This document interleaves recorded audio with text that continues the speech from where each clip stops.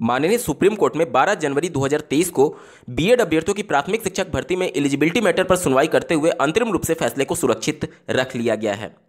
माननीय supreme court इस पूरे मामले की सुनवाई के दौरान विभिन्न पक्षों के सभी दलीलों को सुन करके नोट डाउन कर ली है और रिटर्न सबमिशन केवल अब करना बाकी है। इस वीडियो में हम लोग डिटेल में बात करेंगे कि फैसले किस किस प्रकार के आ सकते हैं, क्या क्या अलग प्रकार के डिसीजन हो सकते हैं, कितने प्रकार के फैसले आने की संभावना है, इसके बारे में डिटेल में बात करेंगे। इससे आपको एक मोटा मोटी अंदाजा लग जाएगा कि हाँ क्या क्या संभावनाएं हो सकती हैं भविष्य में जाकर के।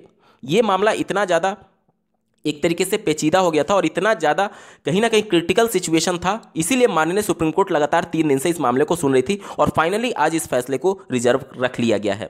चलिए डिटेल में बात करते हैं।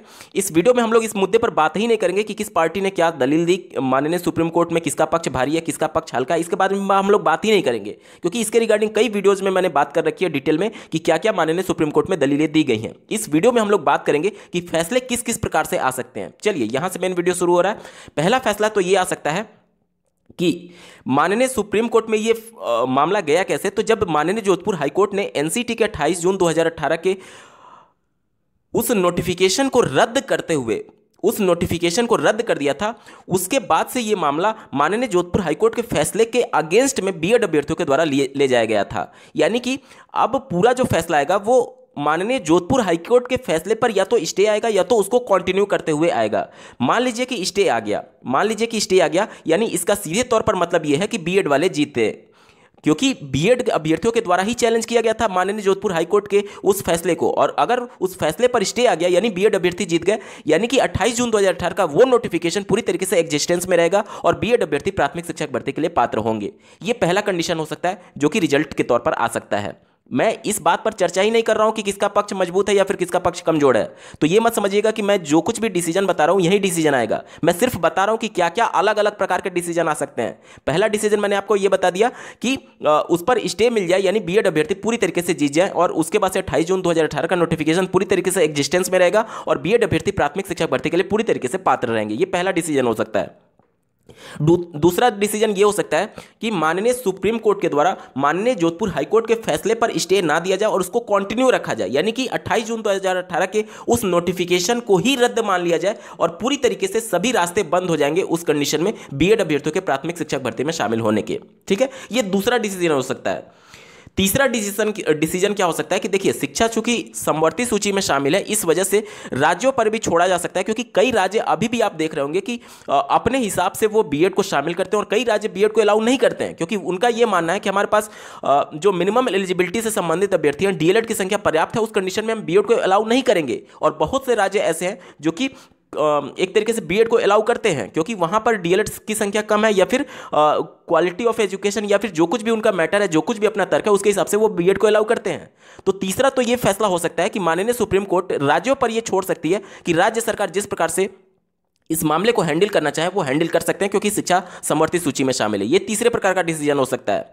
लेकिन इस प्रकार के डिसीजन में थोड़ा सा पेच वहीं फंसेगा कि जब एक राज्य सरकार एक तरीके से डीएलएड अभ्यर्थियों की संख्या पर्याप्त होने के बावजूद भी अगर बीएड को राजनीति के लालच में अगर अंदर करना चाहे, तो उस कंडीशन में फिर से विवाद उत्पन्न होगा और फिर से वहां के उस पर्टिकुलर राज्य के जो डीएलएड अभ्यर्थी इस मामले को सुप्रीम कोर्ट में चैलेंज करेंगे कि यहां पर पर्याप्त संख्या होने के बावजूद भी बीएड को मौका दिया जा रहा है। यानी कि कहीं ना कहीं ये चीजें एक थ्रेशोल्ड सेट करनी होंगी कि हमारे पास हमारे राज्य में पर्याप्त डीएलएड, पर्याप्त मिनिमम एलिजिबिलिटी की संख्या है, इसके लिए क्या क्राइटेरिया हो। तो इसके लिए एक थ्रेशोल्ड तय करना होगा कि इतनी संख्या अगर है तो इसे पर्याप्त माना जाएगा और इतनी संख्या नहीं है तो इसे पर्याप्त नहीं माना जाएगा। अब प्रत्येक राज्य में जो वैकेंसीज का एक तरीके से स्केल होता है वो अलग अलग होता है। जैसे छोटा राज्य होगा तो वहां पर टीचर की वैकेंसी कम आएगी, और जहां पर बड़ा राज्य होगा वहां पर टीचर की वैकेंसी ज्यादा आएगी। जाहिर सी बात है, उत्तर प्रदेश की आप देख लीजिए तो कितनी बड़ी वैकेंसी बल्क में आती हैं, जैसे कि 72,825 2011 की वैकेंसी,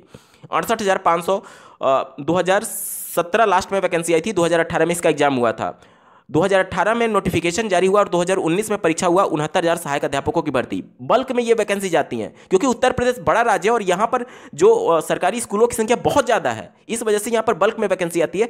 तो यहाँ पर अगर हम लोग वैल्यू वाइज अगर एक थ्रेशोल्ड सेट कर देते हैं कि ये डीएलएड अभ्यर्थियों की संख्या होती है उस कंडीशन में बीएड को पात्र नहीं माना जाएगा।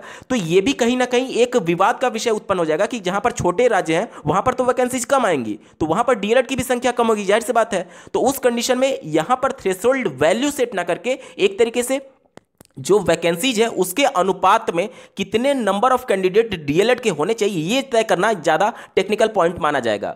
क्योंकि राज्य के हिसाब से जो डीएलएड की संख्या है, जाहिर सी बात है जब वहाँ की राज्य की जनसंख्या कम है तो डीएलएड अभ्यर्थियों की संख्या भी कम होगी और उस हिसाब से वैकेंसीज भी कम आएगी। तो यहाँ पर नंबर ऑफ वैकेंसीज से जो डीएलएड कैंडिडेट की संख्या उसका आनुपातिक संख्या तय किया जाएगा, तब जाकर के ये चीज़ें क्लियर आउट होंगी। अन्यथा अगर राज्यों पर छोड़ा जाएगा तो ये इसी प्रकार का विवाद भविष्य में जाकर के भी फिर से माननीय सुप्रीम कोर्ट के दहलीज पर खड़ा होगा।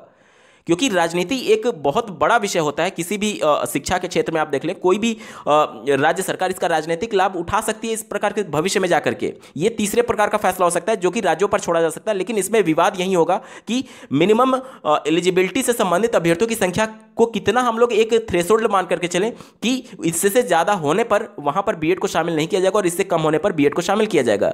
तो ये एनसीटी को एक अलग से नोटिफिकेशन जारी करके ये चीज़ें क्लियर आउट करनी पड़ेगी अगर इस प्रकार का फैसला आता है कि उनका वैकेंसी के हिसाब से अनुपातिक जो संख्या होगी डीएलएड की, जो मिनिमम एलिजिबिलिटी है वो कितना होना चाहिए, उसके बाद बीएड को शामिल किया जाएगा अथवा नहीं किया जाएगा, वो चीज़ें भविष्य के गर्त में होंगी। ठीक है, ये तीसरे प्रकार का डिसीजन हो गया।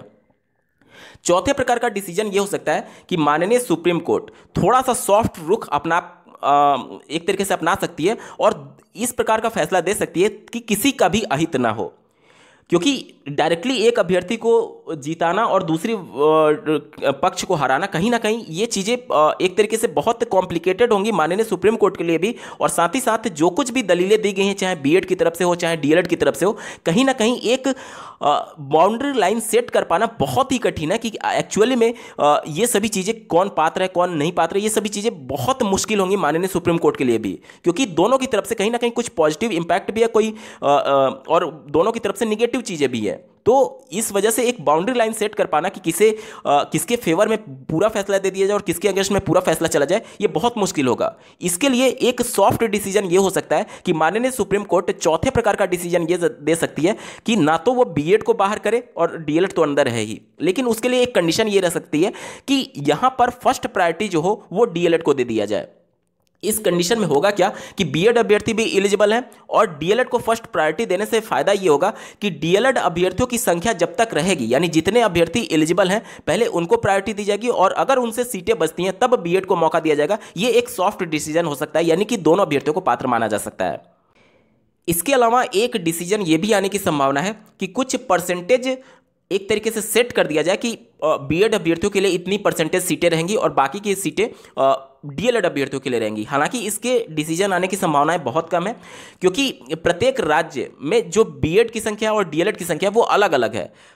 यानी कि कई राज्यों में डीएलएड की संख्या पर्याप्त हो चुकी है और कई राज्यों में अभी भी डीएलएड की संख्या बहुत कम है। तो वहां पर ये फैसले अपने हिसाब से समवर्ती सूची में शामिल होने की वजह से राज्य सरकार को थोड़ा सा अथॉरिटी देना होगा कि वो अपने हिसाब से इस डिसीजन को मॉडिफाई कर सकते हैं। तो कुल मिलाकर के केवल 5 ही तरीके के फैसले आने की संभावना है।